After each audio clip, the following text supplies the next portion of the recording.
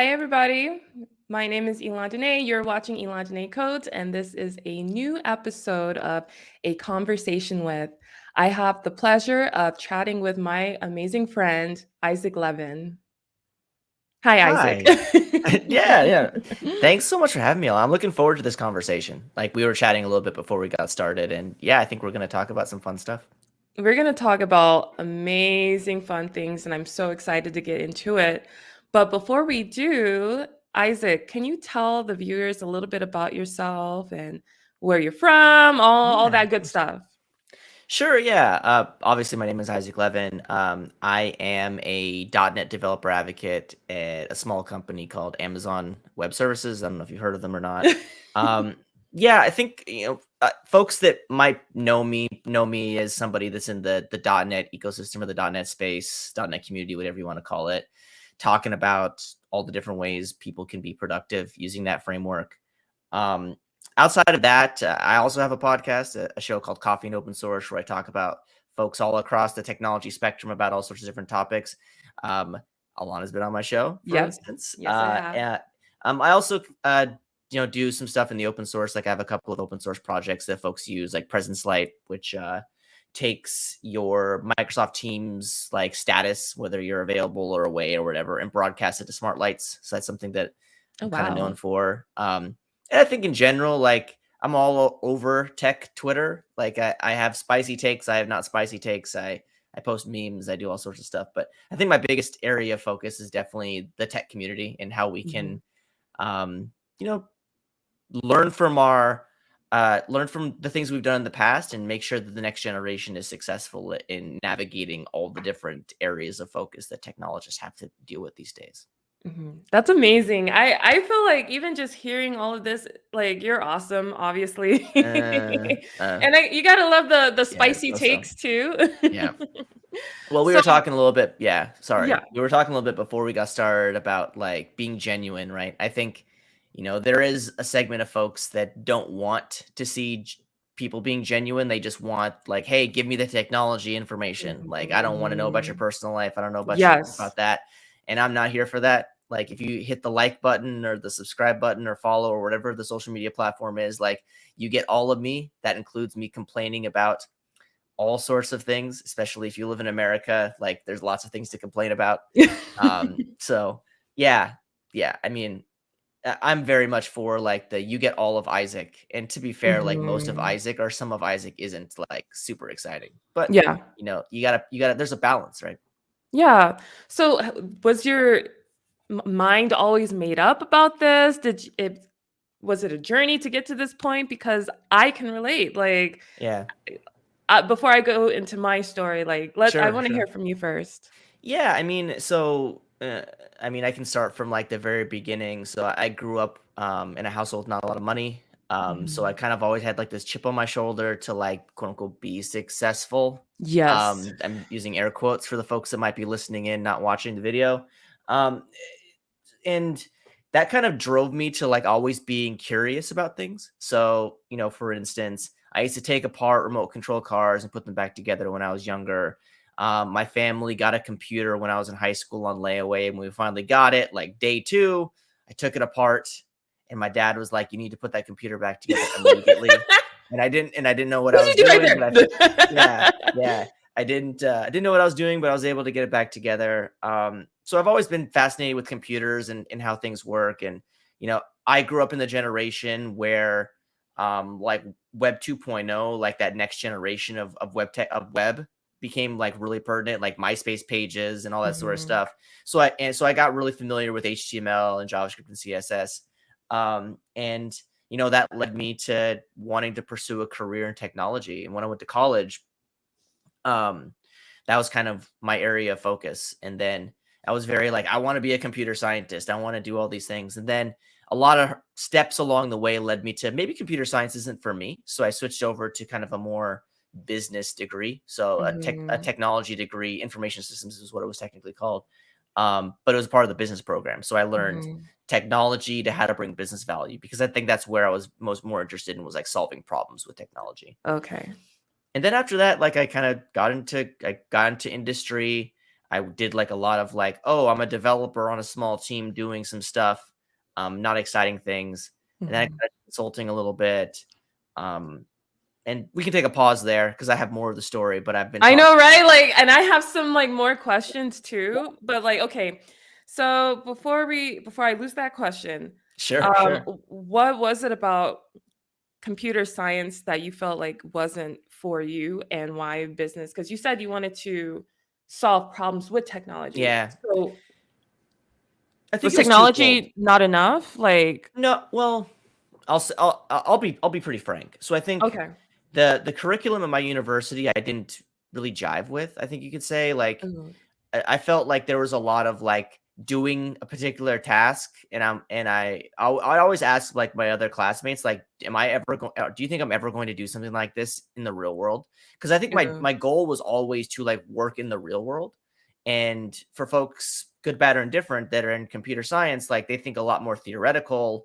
They think about what computers can do to innovate in the broad spectrum of things, and I was very much more interested in like, okay, how do I like do something that brings value to an organization or to a person or whatever. And that's kind of where my Yes. area of focus is.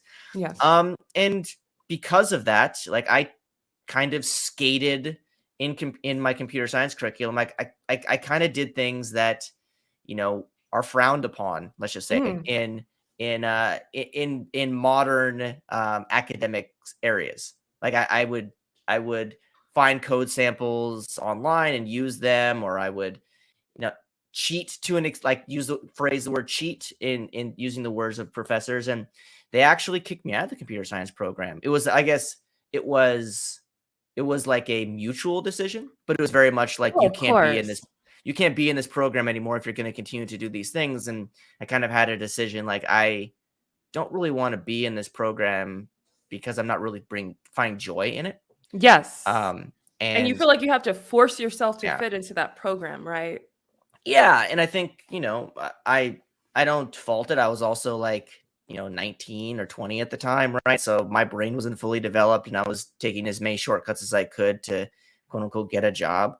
Um, and then I moved over to the information systems curriculum, and I enjoyed the work. I enjoyed the experience a bit more. Um, and yeah, I mean, I think it, not to downplay computer science or typical like computer or software engineering sort of curriculums, but I think that there's for certain folks, and I'm just not one of those folks. Maybe I'm like more, yeah. technical? Like, do you think It was. I technical? don't even think it was that. I think so. At least a lot of it was based on math, and I'm not. I'm honestly not very good at math. I'm good at simple math, but like once math gets Mhm. kind of complicated, my brain doesn't It's really work like, like that. yeah. Um, but I think also too, like it goes back to like, what am I actually doing? Like, am Mhm. I doing something that I would actually do in the real world? Like, for Yeah. instance, like one of the tasks that I had to do in my computer science curriculum, I believe, was like build an ATM, like build like Oh, the wow. technology to power an ATM. And it was like in C, and it was not very enjoyable for me because I'm like, how Yeah. many ATMs need to be like the code for ATMs need to be written? Yeah. And then when I moved over to the information systems, like I was building websites, we were designing databases, we were doing like business analyst type of stuff. So like we were doing stuff that's like, I guess you could say industry technology stuff, which is where I Mhm. had more interest in. I mean, to be fair, like most of those problems are solved too. But at least Mhm. I felt like I was like, oh, like I'm doing some stuff and that's showing up on a web page, or I'm doing some stuff and then I have a database architecture. Like, and that just kind of triggered my brain a bit more. Mhm. Um, so yeah, I think Yeah. that's kind of the gist of it. That's so interesting. I feel like I'm still kind of figuring out my place in Yeah. this as well, because if the technology, a lot of it's done, and Yeah. it's like, what can I contribute? What can I Sure. add that's meaningful to me? And then it's also like, to in my experience when I was learning how to code, it was a lot of um, stuff that was just coding exercises. It was like, okay, well, how can I apply this to the real world? How can I apply this to a project that has impact and can Sure. influence people in a positive way? And I don't know, like some I have a love, it's not a love hate relationship with coding. And I'm just being honest. It's like Mhm. I it's a journey, Sure. and I'm still figuring out like, okay, what do I like? What's important to me? I hopefully you can't hear my dog in the back. He loves chewing on the chairs. But it's like I don't want to do coding exercises all day every day. Like I yeah. Yeah. if I anything I want to work on projects that have impact and that can impact communities, and we can see real world influence, you know what I mean? So Yeah, no, I rant about this all the time on my podcast about like most of like, and this is I think a problem with industry in general. To go back about the like industry versus academia, like industry, like most of the complex problems are solved, right? Like I have some data and I need to show that data in an app, on a website, whatever, right? And most of those problems, for the most part, are solved. I think where it becomes the interesting part is like how do those very common problems, like how does it fit your business?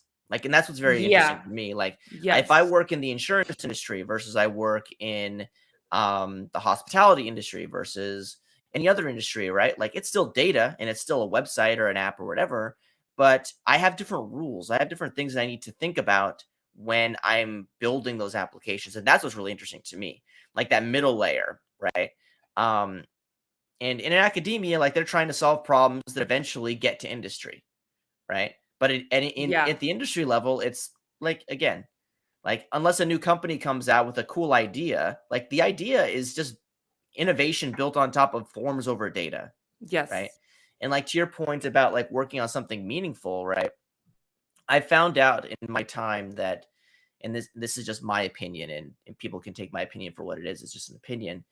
Uh, it's really important to make sure that the work that you're doing brings you joy. So like I agree. bringing value is one thing, Yeah, right? Like a lot of people are like, oh, I want to bring value, I want to bring impact, whatever company you work for, whatever cliche phrase they use to like, are you doing a good job? yeah, Um, that is important, don't get me wrong, but I think what's more important is like, are you enjoying the process? Are you enjoying the people that you're working with? Are you enjoying your manager? Are you excited on a Monday and not bummed out on a Monday?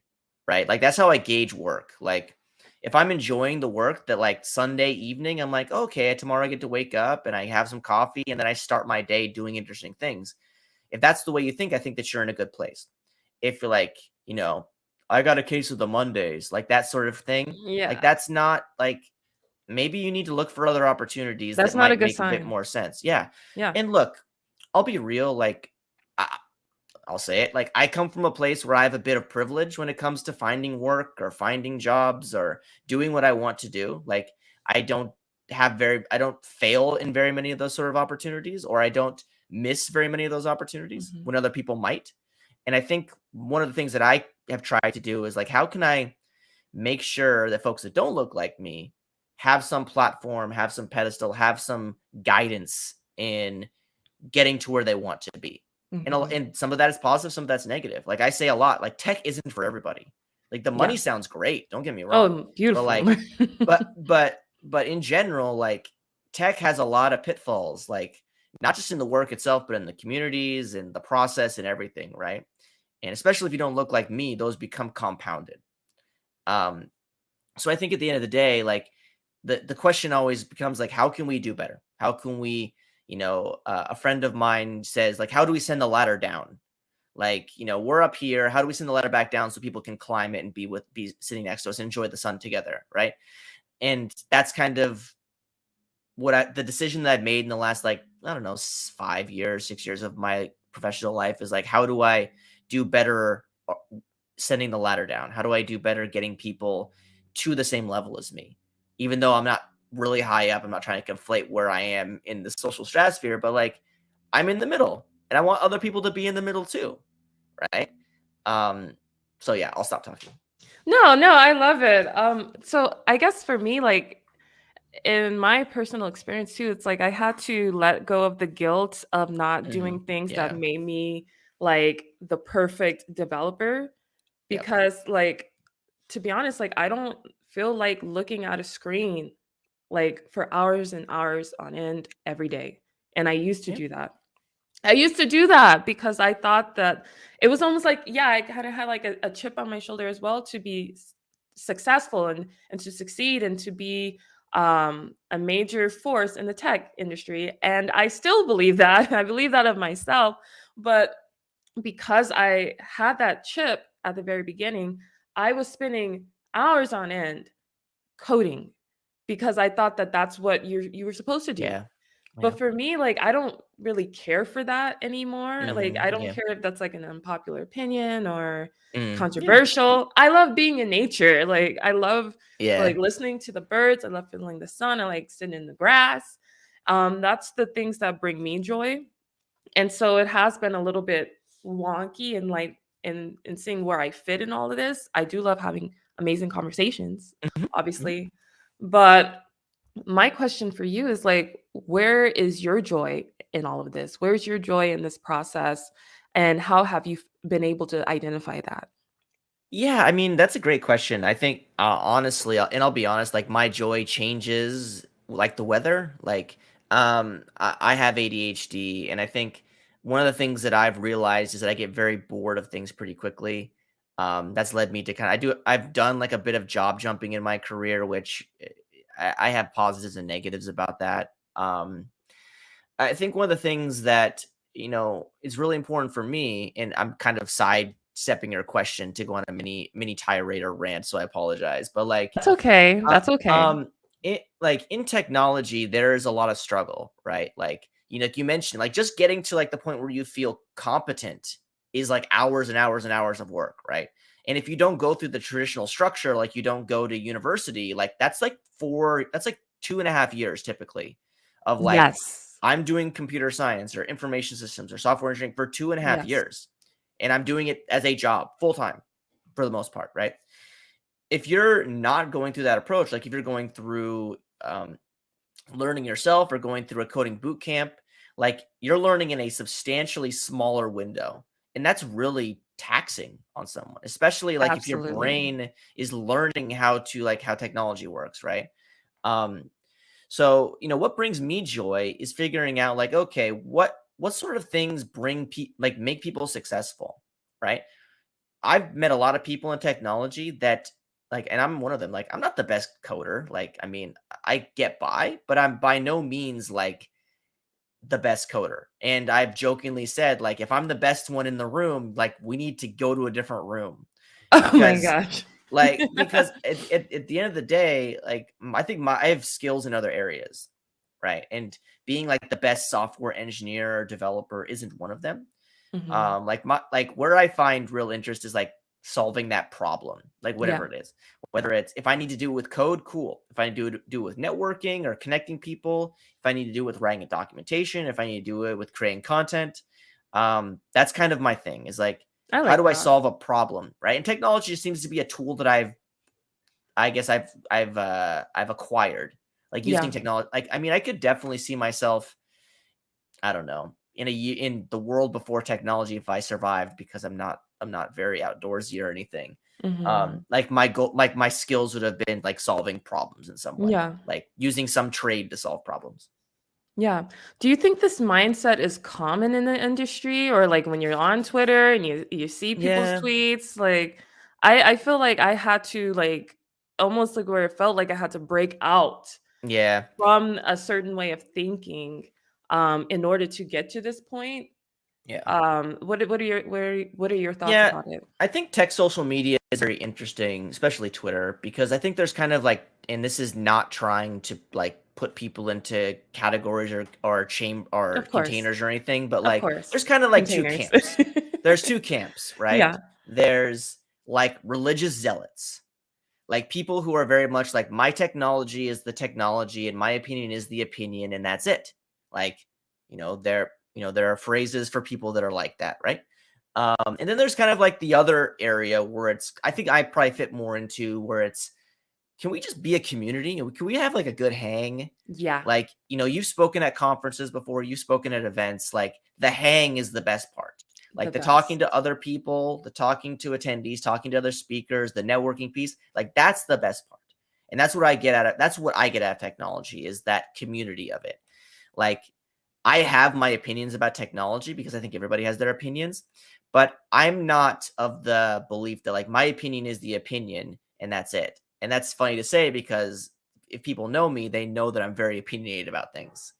I love I that. think where my opinion, I don't know, leave out the word, my opinionness, that's not a word, my opinionatedism, whatever the word is. It's a new word now. Yeah, yeah. Is like I take my opinion and the bias that I have built in, but I'm flexible and like, Yeah. not to continue to plug my show, but that's the whole reason why I do my podcast is like I talk to people that I would typically never have conversations with because we're not in the same tech community. Like Ooh. I'm not in the Go community. Like I'm not in the Kubernetes microservices community. Like I'm not in all these. I'm in the .NET community, and if I can have conversations with these folks and they can help me kind of change the bias that I have or the opinions that I have, like I grow as an individual. So that's the whole reason why I do the show, and I love talking to folks on their shows or whatever. It's like I'm trying to be a better person or some semblance of a different person. Um, because I think that that's how we better society. Like if everybody just came in, they're born into the world, they went about their life without changing, like the world would suck. Like, like, Yeah. like the Oh world is yeah. great when we change around with our Grow, surroundings and with the communities expand. that we have. Yeah, like that's it. Like I'll stop talking, but that's it. Like Yeah. that's the whole thing. Yeah, it's so funny, like, because I love how you mentioned you said, like, the religious zealot, Hmm. um, of tech. I Yeah, will say, like, there can be some types of people that where it seems like you're worshiping the tech yeah, rather than yeah. using it as the tool that it is Hmm. and to further empower human beings. Yeah, That's one thing that I'm learning. I agree with you that the joy that I get is in the community, in the hmm, connections, in the conversation, stuff like this. This is where I feel like I thrive in, yeah, and in the fun conversations, in group learning, stuff like that. Like I don't like to just stare at a screen by myself, trying to make meaning of like small exercises. yeah, It, yeah, I was gonna say, yeah. I Keep think going. that that's why I wanted to get into the tech industry in the first place. One of the Yeah, reasons is because I love the idea of being able to connect with people all around the world and to build together, build something fun, something wonderful, whether that is a project, whether that is content, or it's just a community. So yeah. that's my thought on it. Yeah, I mean, and there's even one additional step, which is I think problematic as well. Like we not only do we like pray at the altar of technology, but then we also Hmm. pray at the altar of influencers as well. Like especially in the Ooh. United States, right? Like you know, and this isn't just a tech problem. Like I think all like in general, like we have like a celebrity problem in Ooh. America specifically, right? The Um, celebrity. yeah, like we follow our favorite TikTok influencers or YouTube, channels, or we follow the people on Twitter, like, and I'm fortunate enough to know like a lot of people in tech that have had a lot of followers. Some of them are cool people, some of them are just all right. And I think, um, but I think the problem really becomes is when you take these folks' opinions as kind of gospel. So like, and I think Yeah. that's and we can go down this path of like developer relations, developer experience, content creators, because I think that's kind of like a microcosm of this of this thing. Yeah. Because I think in general, like if you do good things and the community agrees with what you're saying, you will get followers and you will get things. And but that doesn't mean that like this person's take is always the best take. Like I see daily on Twitter like people with lots of Twitter followers getting canceled because they get this like this feeling of like I'm kind of untouchable, and then they say something and then the community's like, yo, you can't say Get him that. out of here. Yeah, exactly. Get him out of And I here. mean, and I'm glad that and I don't say this in a disparaging way, but I'm glad that people that get canceled, because hopefully they learn something from it and they can come back and they can kind of reconcile with what they've done or the statements they've made that have kind of thing. What always bums me out is the people like.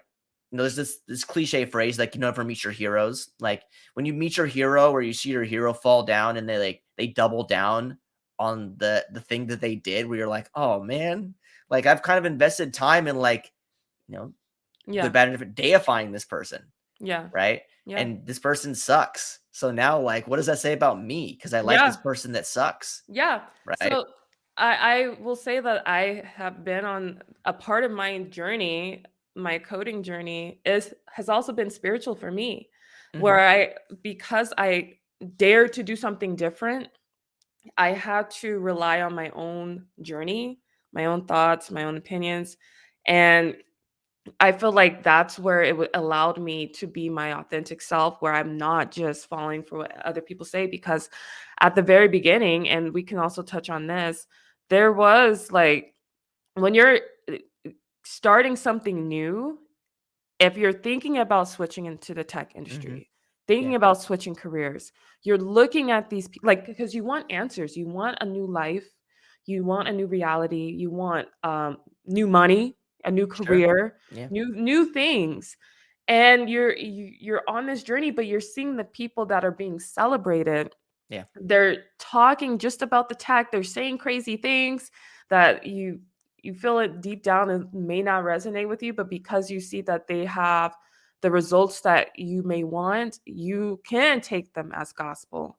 So what are your thoughts when it comes to people who are thinking about switching into the industry, switching into tech, and how to be able to discern the type of people that they should follow Mm, or learn from? mm. It's a spicy question. Ooh. I think so. Love it. And again, like Isaac's opinion does not um Isaac's opinion is Isaac's opinion. So to keep it to just that. I think in general, it's like part of the journey in technology, and you've been in on this journey more recently than I have, right? I mean, I'm still on the journey, but I think I started my journey substantially longer than you did.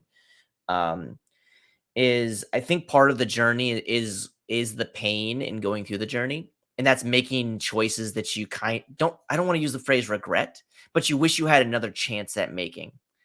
Um, so like, I mean, who you follow or the paths you go on, I think that the things that make me most excited about technology is that the people that are in technology are resilient, because getting started in tech is not fun. Like, for some people, it might be fun. Don't get me wrong. Like, if you got into tech and it just made sense, or maybe your parents were in tech, so you were introduced to it at a very young age, so it's kind of like been in your psyche or your ecosystem for a long time. Maybe tech is easy for you. Yeah. I can definitively say, in my personal opinion, tech is challenging for everyone. Um, Okay. and part of the great part about tech is that the people that get into tech and stay in tech, they put up with like a lot of pain. Like I Yeah. jokingly say all the time, like you kind of have to be a bit of a masochist to be in Yeah. technology, right? Yeah. Like we put so much effort, and just like on the technical side, we put so much work into like getting something to be that actually works. We put so much effort Yeah. into making things work. You know, the amount of times that I've spent like looking at a section of code and like, why doesn't this code work? And like Mhm. I go through like, you know, all of the phases of like grief, right?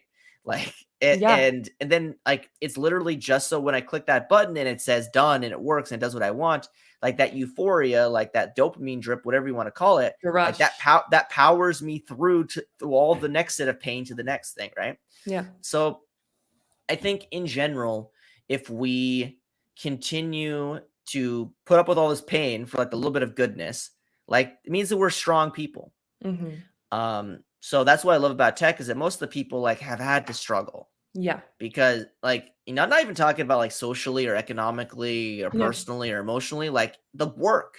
Mhm. So, so that like I think also like not to be brazen, but like we share war stories all the time. Mhm. Like, oh, like I was trying to do this thing and I had to look at this code for like a month and it didn't work and blah blah blah. Mhm. And I've noticed that like a lot of our stories are very similar, Yeah. right? Um, so like, and I don't know if that answers your question or what, but I think, you know, the biggest thing that I see is like, you know, we all, it's good to have mentors, it's good to have people guide you, but at the end of the day, we need to make our own decisions, and we have to be okay with not making Yeah. the right decision. Yeah. First of all, you did answer my question. Another question is maybe a spicy question. Do you think these type of conversations are present within the DevRel community?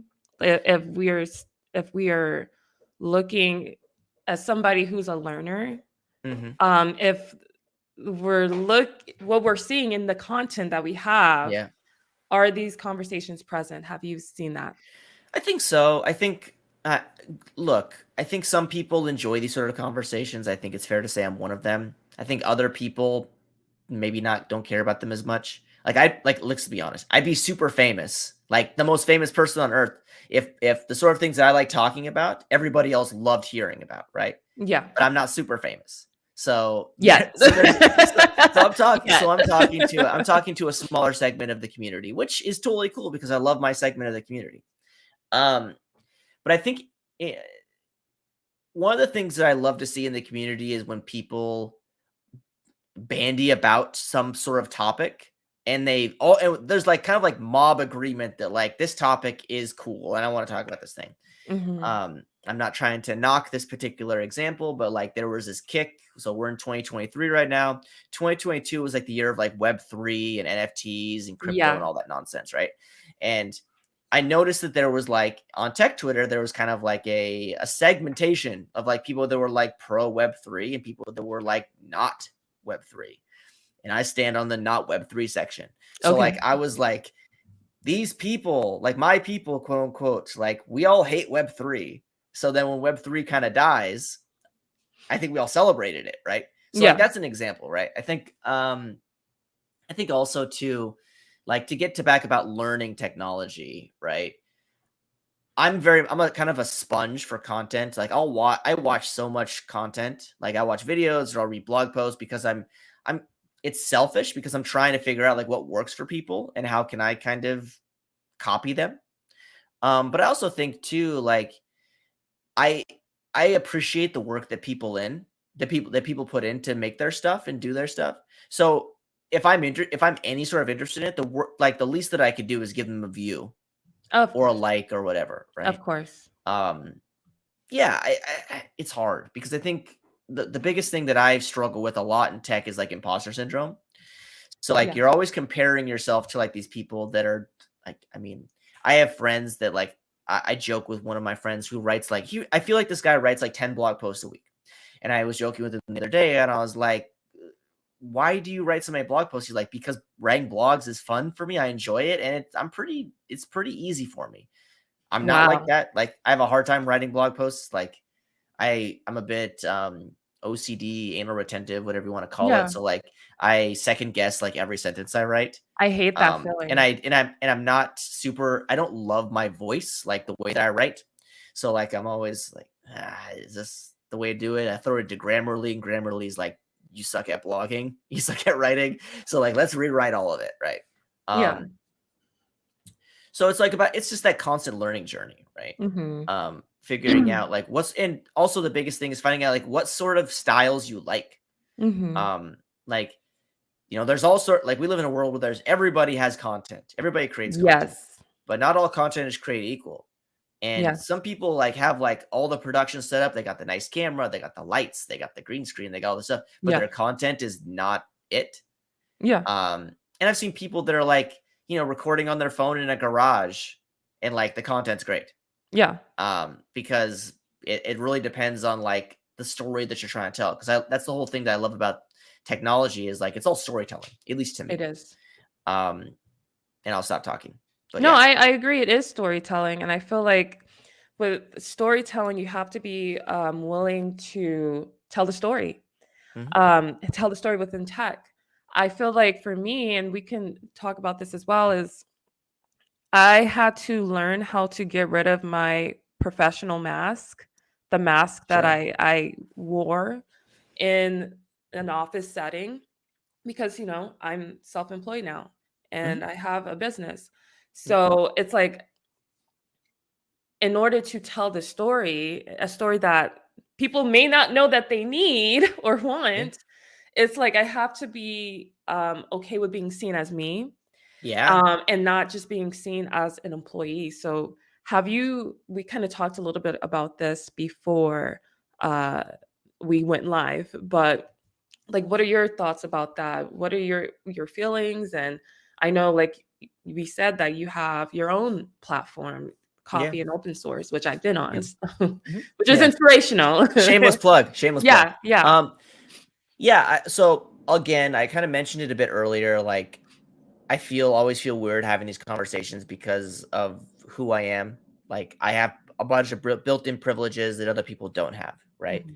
Um, like, I heard something like very sad yesterday specifically.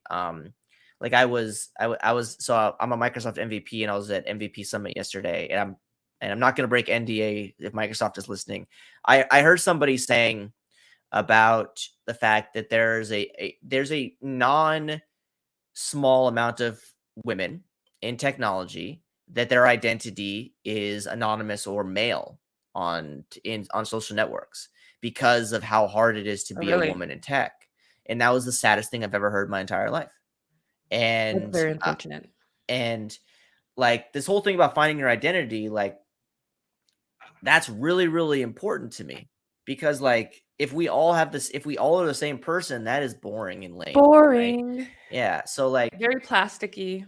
yeah. So like, one of the things that I started doing a few years ago was I kind of recognized I was looking at my Twitter followers for whatever reason and the people that not Twitter followers, the people I follow on Twitter. And I realized like there's a lot of straight white dudes here.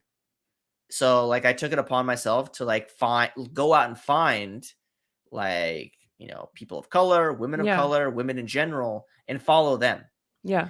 because I'm probably missing some cool stuff. And I was right. I was missing some really cool stuff. Like, I love how different cultures talk about problems and so other things. Like, people have more like I'll be like my timeline is way more spicy. Like it's I love that word, spicy. it's way more fun. Like it's not just like here's my blog post about the greatest C# features. No, it's like Mhm, yeah, people are like, I see people coming up with great ideas for talks. Like, mhm. a friend of mine, Diana, who was on my show on Coffee and Openers a couple of weeks ago, like she has all these talks about like, comparing technology to ex-boyfriends and like really, That's really hilarious. like funny stuff. And, like that sort of content or that sort of like way about engaging the community, like you don't get a lot from people like me. Like, sure, Mhm. like you got folks like Scott Hanselman or whatever who lives his best life Oh, and yeah, is very authentic, and I and I love love that. that. I love Um, that. but like for the most part, like most guys that look like me, like we're kind of boring. Like let's be fair. Like, and I think and this isn't to say that some people are more exciting than others, but in my personal opinion, like the more types of folks we get into the conversation, the more interesting the conversations become. So that's kind of my thing is like, because I'll do it a lot. Like I'll go and I look at the people I follow on Twitter, and I recognize like, oh, I'm not, you know, this sort of person I'm not following. And I Yeah, also do this thing where I look at people that I follow and look at people who they follow, yeah. and like I try to find connections there. Like Twitter does a really bad job of like saying you should follow this person Mhm. because Twitter, for instance, just wants me to follow people that look like Elon Musk. Like, Yeah. so, which I don't want to Yeah, do. Like, I yeah, follow Elon Musk so I can specifically tweet at him horrible things. Um, yeah. It's so but funny because I feel like yeah, me and him, we have the same name, but we're like the complete opposite of the spectrum, like well, yeah, yeah, yeah. We can go on a tirade about that whole thing if you want, but I think that there's better conversations to Yeah, be of had. course. Um, I think too, like just to circle back in like this community, DevRel, content creation sort of thing. This sort of uh I guess job or role or whatever you want to call it didn't exist a handful of years ago. Like sure there was always evangelists at companies or whatever advocates at companies or Even whatever, but yeah, like even that name itself is yeah, very yeah, funny, evangelist. yeah, and I don't like the phrase It's evangelist very or advocate, interesting. but there's no good way to call them. Developer experience I think is better, but I think that also then it's not just developers. There's technologists all over the ecosystem that need people to talk about stuff. Um, but I love the fact that like now you can get a job and make a career out of you know engaging with the community, creating content, trying to make tech better. Like that's great. because Yeah. that's something that I feel like the tech has missed for a long time. Is like it seems like there's always been a lot of like just talking into the ether, and Mm-hmm. now I think we're doing a lot more listening, which I think And is that's good. good. Do you think it is safe to be seen in the industry? If you look like me, yeah.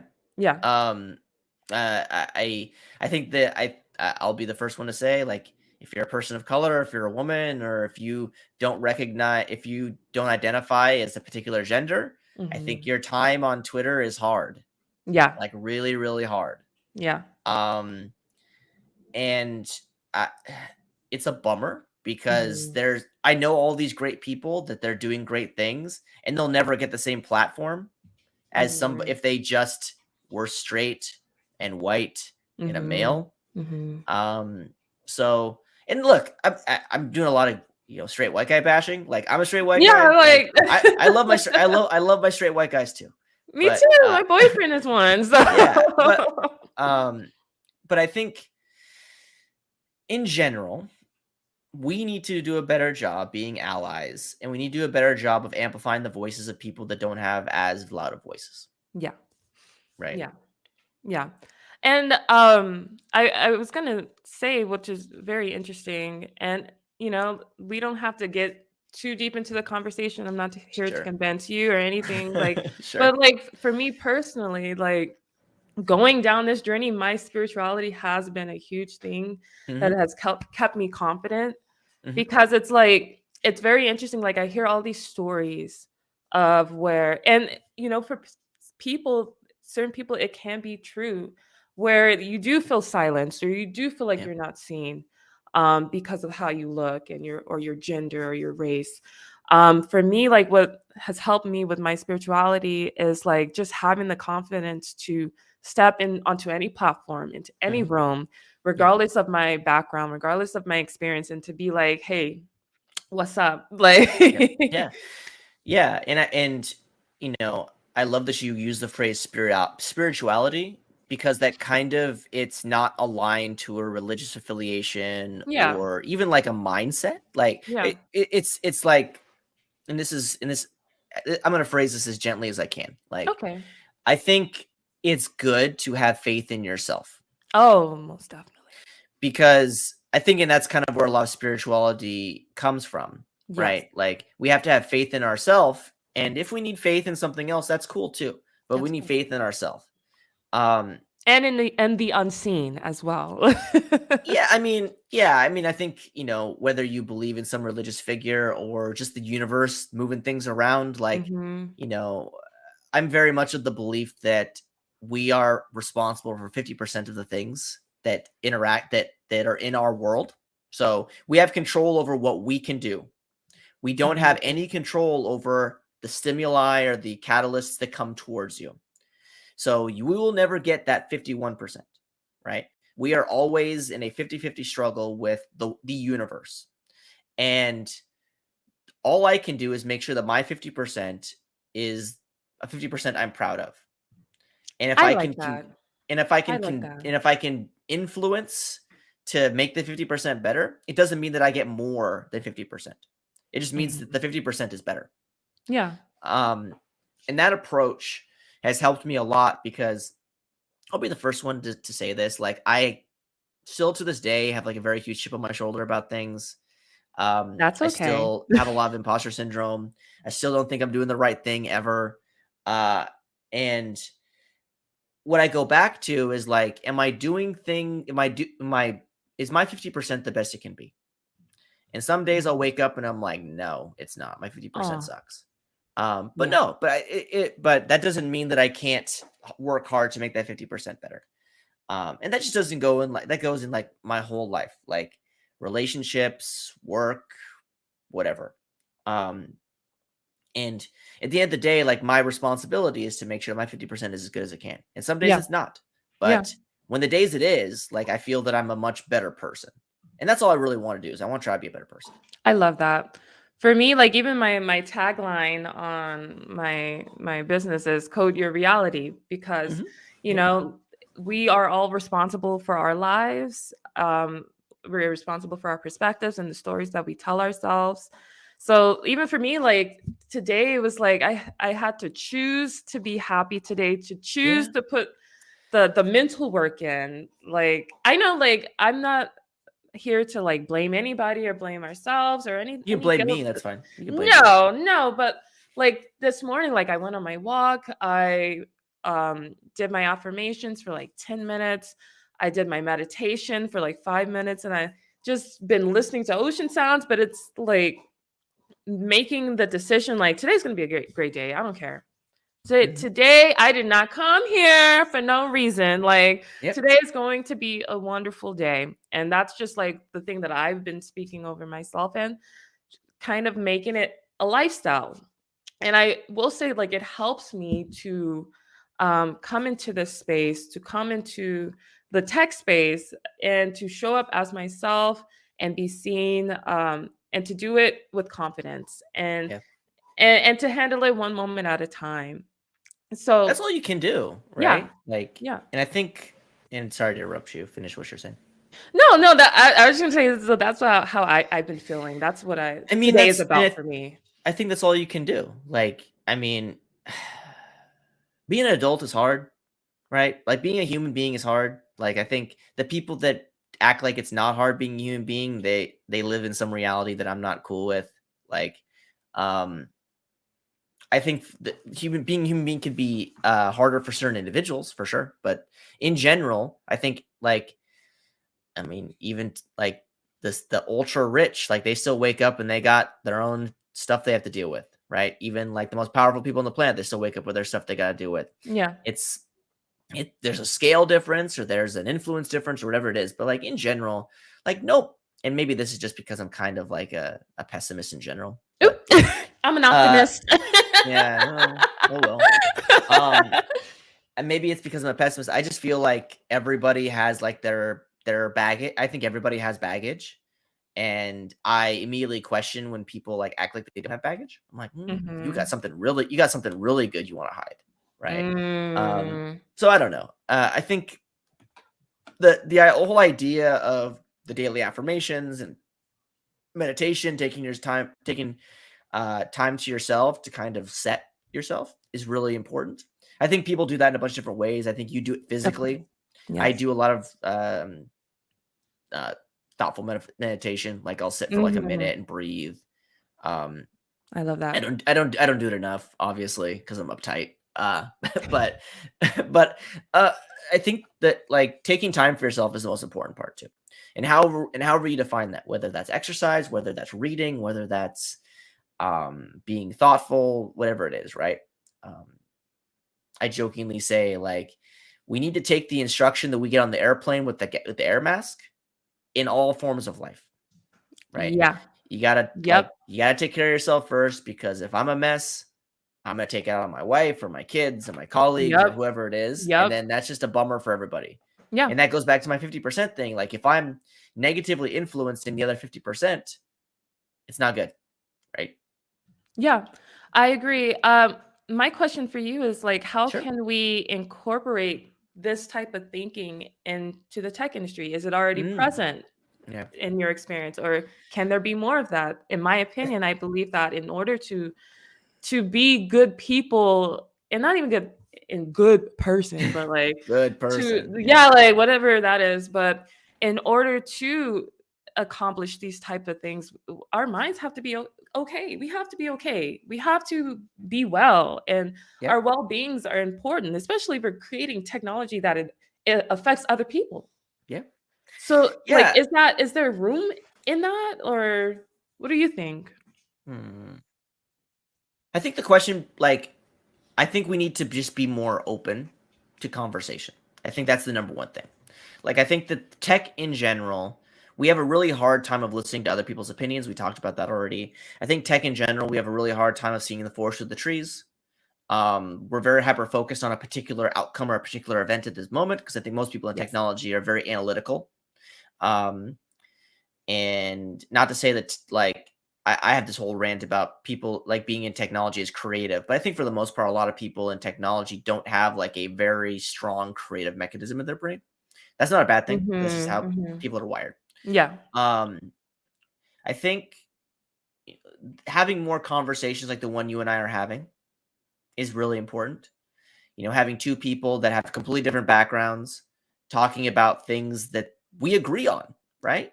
Like we agree on, or we're at least open So to fun. agreeing on things, Yes. right?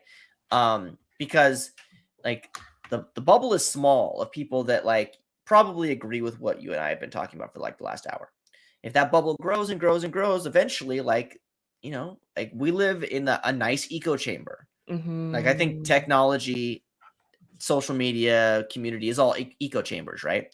Like you can be in your little bucket and not hear anything else. Like occasionally, like I'll see something like a trending on Twitter or something. I'm like, oh, what's that? I'll click on that. I'm like, oh, I don't know what any of this is, right? So like it means that there's some groups, some communities we're not in those create echo chambers because you're just talking to the same 6,000 people or whatever it is. Yeah. So like if we can grow the echo chamber, it's no longer an echo chamber. It's a community where everybody's having discussions about things that are positive, right? I Yes. mean, I jokingly said that I'm a pessimist. That's not a joke. I'm 100% a pessimist, but I try to be optimistic with the future Of because course. I think in general, like if my assumption is that tech is going to stay the way it is, and then we're still having these same conversations in 20 years. I mean, I'm still going to be trying, but I'll be Hmm. bummed. I'll be bummed. Yes. Yes. Honestly, and maybe this is just me, I've seen in the last 3 years, I've seen so much good stuff out of technology. Like not from not from a software perspective, but from like a community perspective, that Yeah. it gives me hope. Yes. Like, Yes. I'm seeing folks like you have a platform. Awesome folks that don't look like me have a platform as well. Like, that's good. Because at the end of the day, I want as many people that want a platform to have a platform and to have actual Yeah. people that pay attention to that platform. Yeah. What makes me so excited about conversations like this and what we're talking about is just the fact that, tech, the fun thing about tech is like you're on the leading edge. And Mhm. I feel like by us having these type of conversations within the tech industry, I feel like we are on the leading edge. Like Yeah. we are having those conversations that may not be as popular at the moment, but we're highlighting stories that need to be told, stories that people don't know that they want yet. But once they True. they stumble upon it, it's like, oh, this is different, this is fun, this is interesting. And I think that's it. To circle back all the way on this conversation that we've been having about like getting started, right? Like, I'll be the first one to say, if I was getting started in tech today and I went to tech Twitter, there's like a 50-50 chance that I'm just like, nope, this ain't for me. Yeah. Like, there's people that are crazy, there's people that are hilarious, there's people that I don't agree with politically, religiously, fanatically, whatever it is. I don't like people like there's people that like the sports team. I hate the sports team. Like, I can't do this. Hilarious. Uh um like that in and of itself. Like I heard yesterday or 2 days ago, there's like a million plus job surplus for tech in the US. There's like 1 million jobs that need to be filled in technology. The question Wow. becomes like, do the people that are interested in coming in technology want those jobs? Mhm. Right? That's the question, right? Right? So what can we do better in industry or society to make the people that are wanting to get in technology want those jobs? Mhm. Like, is it the technology in those jobs isn't exciting? The social economics of those jobs aren't exciting for people coming in. The location, the culture, whatever it is, right? The culture. Yeah. All of these things, like if we still have a surplus of jobs, like in 10 years or whatever it is, like if we still have a huge surplus, we're doing something wrong. Wow. Because I mean, at the end of the day, look, we talked about that already. In tech, typically the money is very good. The work-life balance can be very good. The community is very good. I think anybody that wants those things like should be excited about getting into tech. Then Yeah. if that's the case, why do we have such a job surplus? Is it falling down at the university level? Is it falling down at the recruiting level? Is it falling down at the culture level of a company? Like these are some of the things that I think about. Like I refuse to believe that there's people that are like trying to get into tech, and they're getting into tech and they're like, oh, I don't want let me rephrase. I have a hard time believing that there's company X and they're like, we can't find people for these jobs in our company. The question becomes like, okay, so what are you missing? Like, obviously there's Yeah. people looking for jobs out there. There's And what people is the coming into the culture of the industry. Yeah. company? There's people coming into the industry. There's people wanting to change careers. There's people wanting to switch jobs. What are you not what are you doing wrong, but what could you change in your process to fill those jobs? Can it be And a I don't bit want more to. human first? Yeah, well, Sorry I to mean, cut you it's off. hard. Yeah. No, it's hard. I mean, you know, we have a few minutes left, but like the whole thing with AI makes things substantially more challenging, right? Like, Right.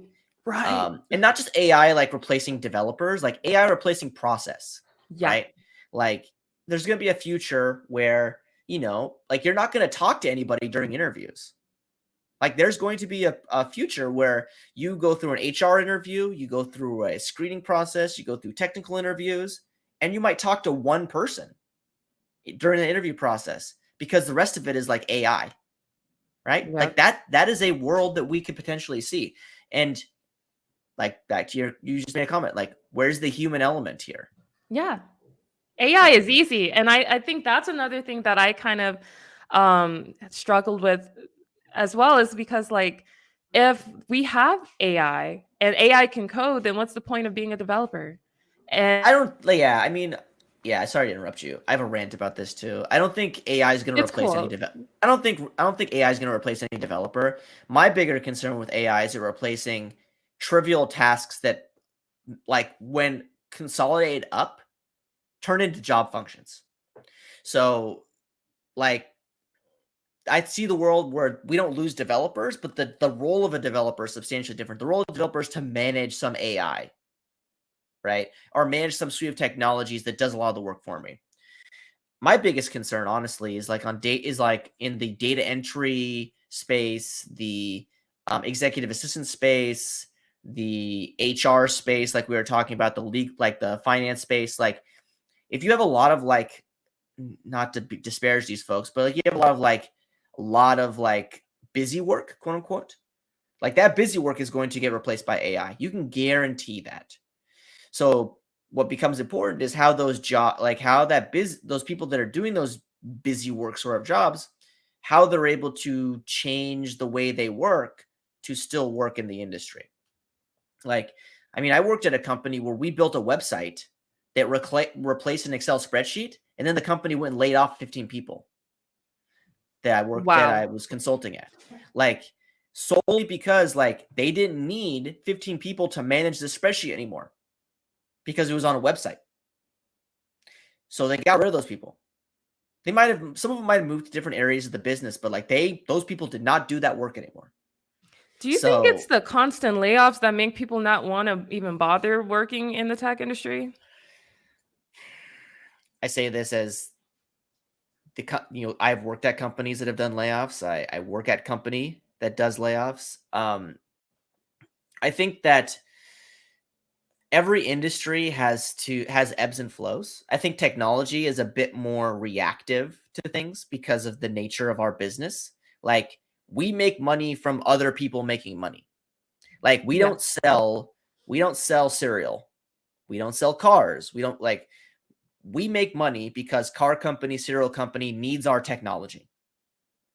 So we are very dependent on other industries to be successful. And if other industries are hurting because of economic factors or supply chain or whatever it is, it affects us. And that's never going to go away. So, like, I guess your question about like layoffs and things like that, like, this is the part of technology that is, in my opinion, very challenging, because it's like the Mhm. layoff thing will never go away. I think the thing that I would love to see is more human element in it. Like, I know that there's no good way to lay somebody off. I'm not saying there is a good way, but you can do it with better what are they called? Better Like a packages. yeah. Yeah, better severance packages. Um trying to give folks opportunities to move within a company. And I know a lot of companies are doing this already, but I see a lot of companies that just don't. Like, or they're very calloused, and they're like, instead of firing everybody in It's one insane. day, or not firing, instead of laying off everybody in one day, they're like, oh, we're going to lay off 15,000 employees in the next 4 months. Yeah. So just wait. Yeah. Like, that's not a good place to be. Like, Yeah. I mean, I'll say it. Like, Amazon said they're going to lay people off a couple weeks ago. They said they're going to lay people off sometime this month. We don't know when, so I don't know. Yeah. I feel like hopefully my role is safe, but who knows? I have friends that their role probably is less safe. Yeah. So I think, to go back to your original question, I think that's kind of the thing that, I made a comment about pain and technology. Like, that's part of the pain, is there is a bit of job uncertainty. I think some people will always be able to find jobs in technology, but I do recognize that, like, the one job that folks have sometimes is the only job they could get Wow. because of a lot of factors. Maybe Wow. they've been working at a company for 20 something years, and the technology they've been using, that those skills don't translate well to the open market. Maybe they're in an underrepresented group where, let's just be honest, it's harder to get a job in an underrepresented group than typical other folks do. So I recognize getting laid off. Like, to me, as somebody who has been laid off or fired at a job, I was unemployed for like 2 days because it was easier for me to get a job. I can't say that's the same for everybody else. So I think the biggest thing is I need people to understand that technology is not easy, but the community is what makes it worth it. And the joy of trying to do the right thing, whether it be writing the right line of code or engaging with the right individual, that's what it's all about, at least to me. I like that. Or my dogs are like, they've been fighting in the background. I'm Yeah, like, no, they're oh my fine. They're fine. gosh. They're totally But fine. yeah, I don't know if you heard of like the reverse sneezing. Yep. You got pugs, right? Pugs. I got pugs. So I'm Yeah. like, Pugs make a very specific, very recognizable sound, even yes. through computer speakers. Okay, cool. Just letting you know. But Yeah, no, it's like fine. with that whole job uncertainty, I think that's where the importance of like having faith in yourself comes like through, like, because Mhm. it's like with all this uncertainty and your livelihood is a part of it. It's Yeah. attached to whether or not this company decides to just fire you one day. Yep. It's like you still have family like to feed and Yeah. um Yeah. things to take care of, and you just have to make sure your mind is okay in order to go through these types of processes. I think that's the biggest thing, right? Like, we have to be okay with a little bit of pain. Not to say that we should embrace it, but I think that it is just it's just a part of doing the work. Um, not to be morbid, but like, if you're a doctor, right? There is a high likelihood that some bad things will happen as a part of your job, right?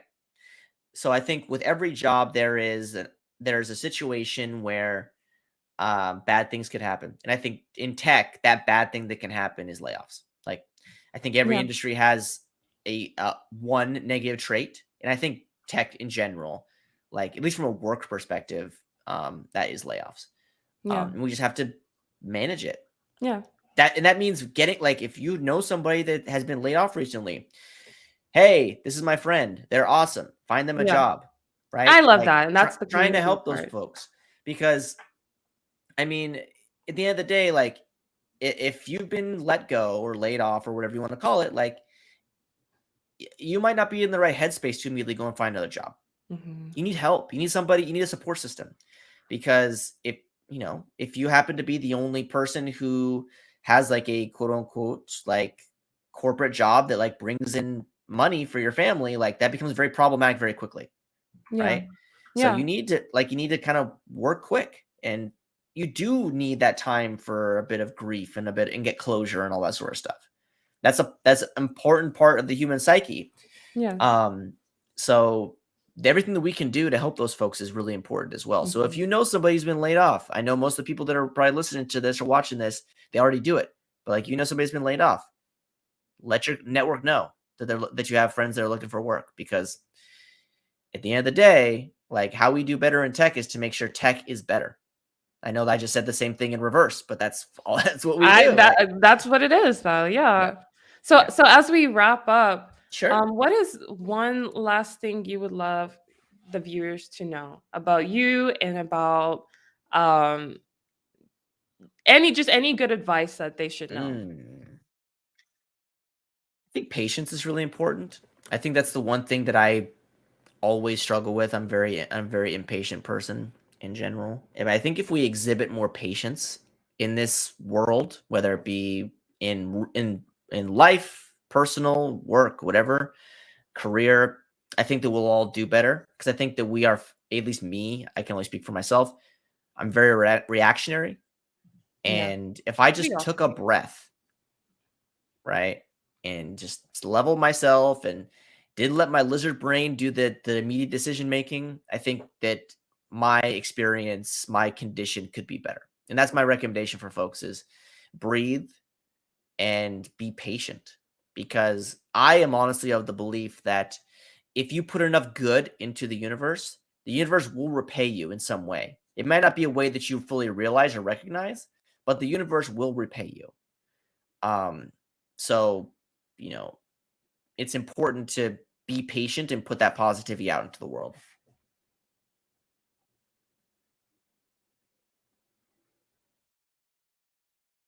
You're muted. I just I just wanted to say thank you so much Oh, for sure. coming on and chatting with me. Yeah. I was just waiting for my laptop to unfreeze. But Oh, thank sure. you so much, Isaac. Where can people find you at? Yeah, I think the easiest way to find me is on everybody's favorite social network, Twitter. That's kind of where I live. Isaac R. Levin, but I'm also on Mastodon if that's your jam. So I'm on Isaac R. Levin at fossadon.org. You can find me on GitHub, Isaac R. Levin there. I have a Twitch show, Isaac R. Levin there. I try to be Isaac R. Levin as much as I can, everywhere I can. Um, yeah, and again, like, if you like hearing my voice, it doesn't grate you the wrong way, I have a podcast, so you can kind of follow me there as well. Coffee and Open Source, available on all the podcast platforms you might be familiar with. Thank you so much, Isaac, and thank you all for watching. You all have a beautiful day. Thank you again, Elahn, for having me. Take care.